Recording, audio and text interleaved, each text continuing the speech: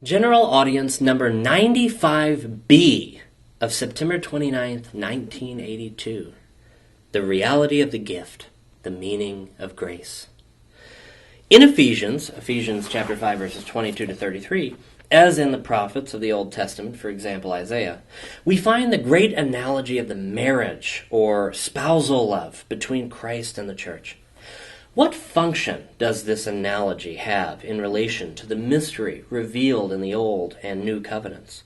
One must answer this question step by step. First of all, the analogy of conjugal or spousal love helps us to penetrate into the very essence of the mystery. It helps us to understand the mystery up to a certain point, by way of analogy, of course. It is obvious that the analogy of earthly human love of the husband for his wife, of human spousal love, cannot offer an adequate and complete understanding of that absolutely transcendent reality, the divine mystery, both as hidden from ages in God and in its historical realization in time when Christ loved the church and gave himself for her. Ephesians chapter 5, verse 25. The mystery remains transcendent with respect to this analogy as with respect to any other analogy with which we try to express it in human language. At the same time, however, this analogy offers the possibility of a certain cognitive penetration into the very essence of the mystery. The analogy of spousal love allows us in some way to understand the mystery, which was hidden from ages in God and is realized in time by Christ as the love proper to a total and irrevocable gift of self by God to man in Christ. What is at stake is man in the personal as well as communitarian dimensions. This communitarian dimension is expressed in Isaiah and the other prophets as Israel, in Ephesians as the church. One can say the people of God of the Old and New Covenants.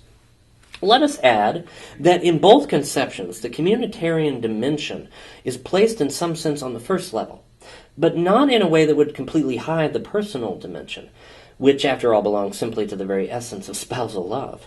In both cases, we are dealing rather with a significant reduction of the community of the person.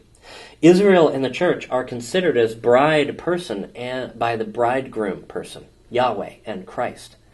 Every concrete I must find itself in that biblical we. Thus, the analogy we are discussing allows us to understand, to a certain degree, the revealed mystery of the living God, who is Creator and Redeemer, and as such, at the same time, God of the covenant. It allows us to understand this mystery in the manner of spousal love, just as it allows us also to understand it, according to Isaiah, in the manner of merciful love, or in the manner of fatherly love, according to Ephesians, especially chapter 1. These ways of understanding the mystery are doubtless also analogical. The analogy of spousal love contains a characteristic of the mystery that is not directly emphasized by the analogy of merciful love, nor by the analogy of fatherly love, nor by any other analogy used in the Bible to which we could have appealed. The analogy of the love of spouses or spousal love seems to emphasize, above all, the aspect of God's gift of himself to man, who is chosen from ages in Christ. Literally, his gift of self to Israel, to the church. A gift that is in its essential character, or as gift, total, or rather radical and irrevocable. This gift is certainly radical and therefore total. One cannot speak here of totality in the metaphysical sense. As a creature, man is in fact not capable of receiving the gift of God in the transcendental fullness of his divinity. Such a total gift, an uncreated gift, is shared only by God himself in the Trinitarian communion of persons. By contrast, God's gift of himself to man, which is what the analogy of spousal love speaks all about, can only have the form of a participation in the divine nature. See 2 Peter chapter 1, verse 4, as Theology has made clear with great precision. Nevertheless, according to such a measure, the gift given by God to man in Christ is a total or radical gift, which is precisely what the analogy of spousal love indicates. It is in some sense all that God could give of himself to man, considering the limited faculties of man as a creature. In this way, the analogy of spousal love indicates the radical character of grace, of the whole order of created grace. What was said before seems to be what can be said about the first function of our great analogy, which passed from the writings of the prophets of the Old Testament to Ephesians, where, as we noted already, it underwent significant transformation. The analogy of marriage as a human reality in which spousal love is incarnated helps in some way to understand the mystery of grace as an eternal reality in God and as a historical fruit of the redemption of humanity in Christ. Yet, as we said earlier, that this biblical analogy not only explains the mystery, but also conversely, the mystery defines and determines the adequate way of understanding the analogy, and precisely that component of it in which the biblical authors see the image and likeness of the divine mystery. Thus, the comparison of marriage, due to spousal love, with the relationship between Yahweh and Israel in the Old Covenant, and between Christ and the Church in the New, is at the same time decisive for the way of understanding marriage itself, and determines this way. This is the second function of our great analogy.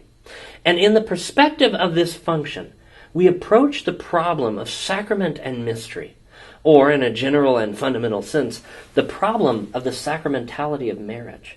This seems particularly justified in the light of the analysis of Ephesians 5, verses 22 to 33.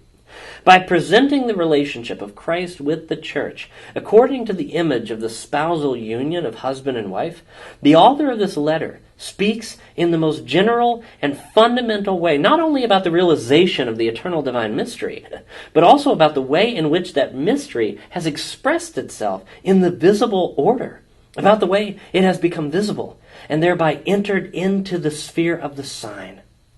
By the term sign, we mean here simply the, quote, visibility of the invisible, the mystery hidden from ages in God, that is, the invisible, became visible, first of all, in the historical event itself of Christ. The relationship of Christ with the church, which is defined in Ephesians as mysterium magnum, the great mystery, constitutes the fulfillment and concretization of the visibility of the same mystery.